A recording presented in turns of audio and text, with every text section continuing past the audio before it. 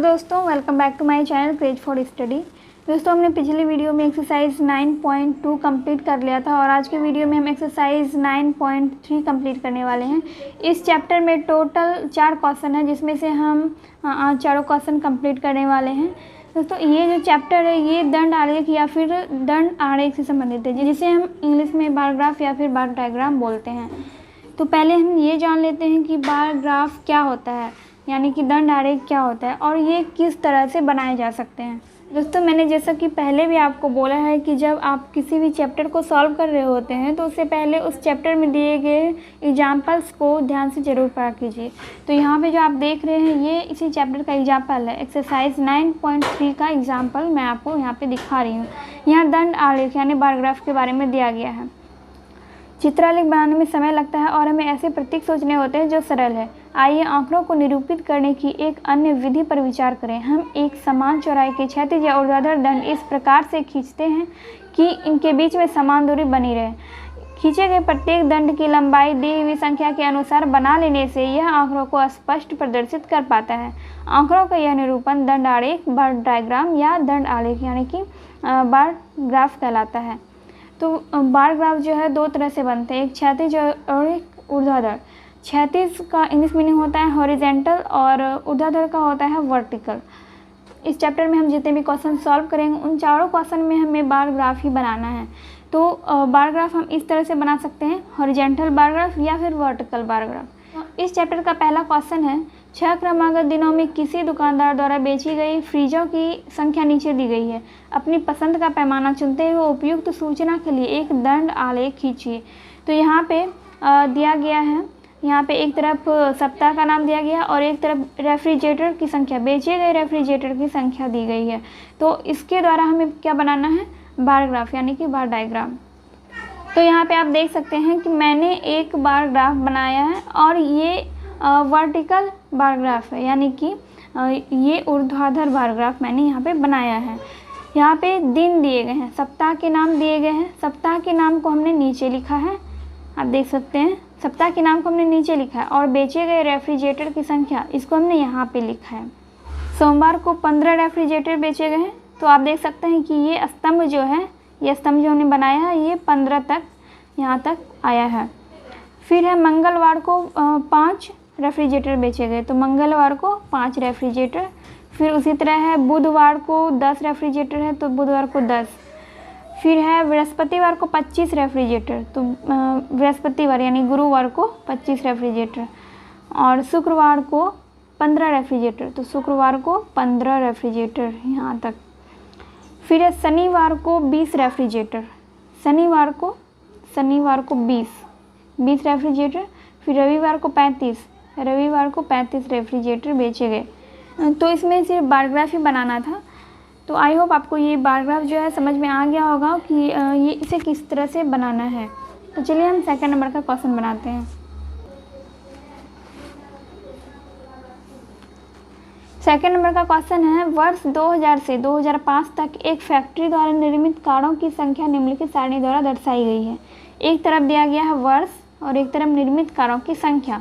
तो वर्ष जो है इसे हम लिखेंगे नीचे, वर्टिकल बार ग्राफ जब हम बनाएंगे तो वर्ष को हम नीचे लिखेंगे और निर्मित कारों की संख्या उसे हम इस तरफ लिखेंगे।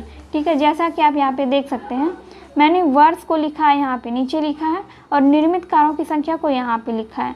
तो वर्टिकल बार ग्राफ जब बनाते हैं यानी कि ऊर्ध्वाधर बार ग्राफ जब बनाएंगे तो इस तरह से ही लिखा जाता है। अगर हम क्षैतिज दंड आलेख बनाते तो उसमें क्या होता, वर्ष को हम यहाँ पे लिखते, इधर लिख देते वर्ष को और निर्मित कारों की संख्या को यहाँ पे लिख देते। ठीक है, और उसके बाद पिलर, जैसे कि इसमें वर्टिकल बार ग्राफ में पिलर ऊपर की तरफ जा रहा है, उसमें इस तरफ जाता, इस तरफ जाता पिलर। तो यही अंतर होता है क्षैतिज बार ग्राफ और वर्टिकल बार ग्राफ में। तो इससे रिलेटेड 2 क्वेश्चन आपको मिल जाएंगे। ए नंबर में है, किस वर्ष सबसे अधिक कारें निर्मित की गई। तो यहाँ पे आप बार ग्राफ देख के पता लगा सकते हैं कि कौन से वर्ष में सबसे अधिक कारें निर्मित की गई है। तो बार ग्राफ देख के आप पता लगा सकते हैं कि किस वर्ष सबसे अधिक कारें निर्मित की गई है। तो सबसे ज़्यादा ऊंचा पिलर किसका है, यहाँ पे सबसे ज़्यादा बड़ा पिलर है 2005 वर्ष 2005 में सबसे ज़्यादा कारें निर्मित की गई है, यानी कि 2400 कारें वर्ष 2005 में निर्मित की गई है। तो यहाँ पे इसका आंसर क्या हो जाएगा 2005। फिर बी नंबर में है वर्ष 2000 से 2005 तक कुल कितनी कारें निर्मित हुई है, तो 8400 कारें। तो ये हमने कैसे निकाला, यहाँ पे आप देख सकते हैं वर्ष 2000 से 2005 तक 900, 600, 1500, 1200, 1800 और 2400 इन सब को हमने ऐड कर दिया। तो इन सब को ऐड करने पे आ गया 8400, यानी कि 8400। तो वर्ष 2000 से 2005 तक कुल 8400 कारें निर्मित की गई है। थर्ड नंबर का क्वेश्चन है बिहार राज्य के किसी शहर के व्यक्तियों की संख्या विभिन्न आयु समूहों के अनुसार नीचे सारणी में दी हुई है। ठीक है, ये है सारणी।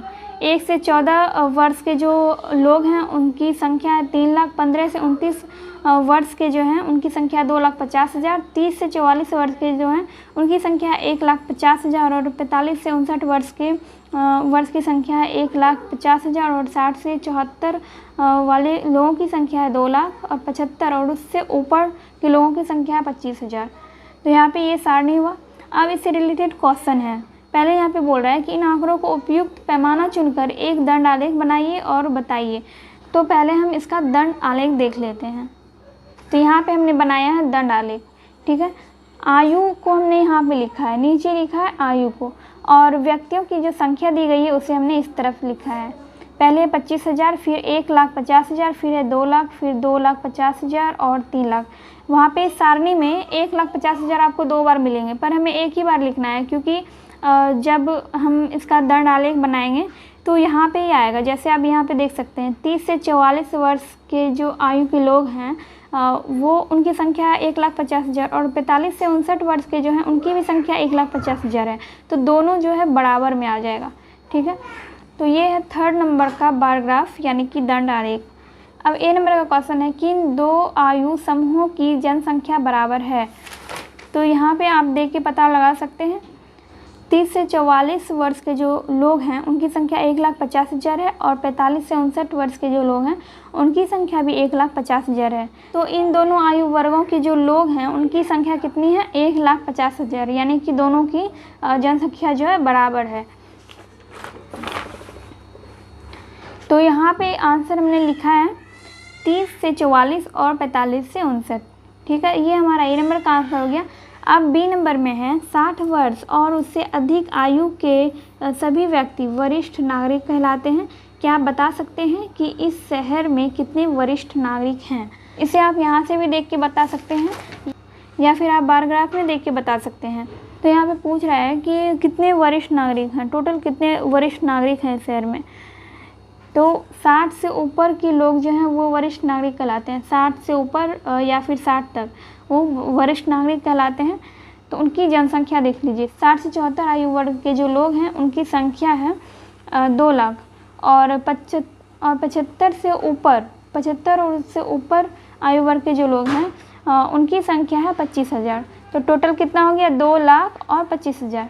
तो यहाँ पे हमने बी नंबर का आंसर भी लिखा है 2,25,000 उस शहर में वरिष्ठ व्यक्ति हैं।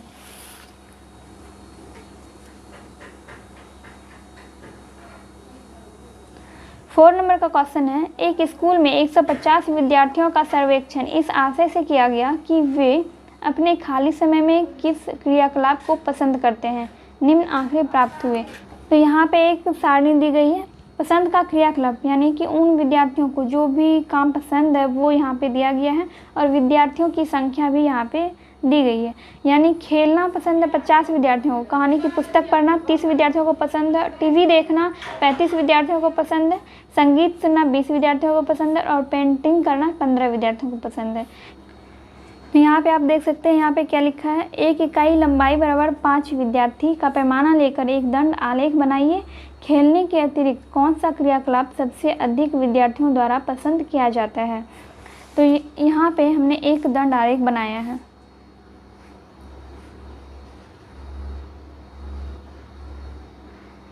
यहाँ पे हमने बनाया है एक दंड आलेख। इधर लिखा हमने विद्यार्थियों की संख्या और फिर नीचे लिखा हमने पसंद का क्रियाकलाप, यानी जिस विद्यार्थी को जो भी काम करना पसंद है, जो भी क्रियाकलाप पसंद है उसे हमने यहाँ पे लिखा है। खेलना पसंद है 50 विद्यार्थियों को, तो आप देख सकते हैं कि ये वाला जो स्तंभ है ये 50 तक हमने बनाया है। अब कहानी की पुस्तक पढ़ना पसंद है 30 विद्यार्थियों को, ये 30 तक हमने बनाया है। फिर टीवी देखना 35 विद्यार्थियों को पसंद है, तो टीवी देखना 35 विद्यार्थियों को पसंद है, तो यहाँ तक आया है। और संगीत सुनना पसंद है 20 विद्यार्थियों को, इसे हमने यहाँ तक बनाया है। फिर पेंटिंग करना पसंद है 15 विद्यार्थियों को, तो इसे यहाँ तक हमने बनाया है। तो यहाँ पे अब क्वेश्चन बोल रहा है कि खेलने के अलावा कौन सा क्रियाकलाप सबसे अधिक विद्यार्थियों द्वारा पसंद किया गया है। खेलना पसंद है सबसे अधिक विद्यार्थियों, यानी 50 विद्यार्थियों को खेलना पसंद है। अब इसके बाद कौन सा आता है, तो इससे छोटा पिलर कौन सा आपको यहाँ पे दिख रहा है, तो इससे छोटा पिलर ये वाला है। यानी तो यहाँ पे आप देख सकते हैं कि टीवी देखना 35 विद्यार्थियों को पसंद है, तो इसका आंसर क्या हो जाएगा, टीवी देखना। यानी कि खेलने के अलावा टीवी देखना 35 विद्यार्थियों को पसंद है। सो फ्रेंड्स, एक्सरसाइज 9.3 यहाँ पे कंप्लीट होता है और हम नेक्स्ट वीडियो में एक्सरसाइज 10.1 स्टार्ट करेंगे। तो वीडियो पसंद आया हो तो वीडियो को लाइक कर दीजिए, एंड चैनल को सब्सक्राइब नहीं किया है तो सब्सक्राइब कर दीजिए, एंड इस वीडियो को अपने दोस्तों के साथ शेयर भी कीजिए। एंड दोस्तों, बेल आइकन प्रेस करना मत भूलिएगा, क्योंकि उसी से आपको मेरे आने वाले वीडियोज़ के नोटिफिकेशन मिल सकेंगे। तो चलिए, मिलती हूँ आपसे नेक्स्ट वीडियो में।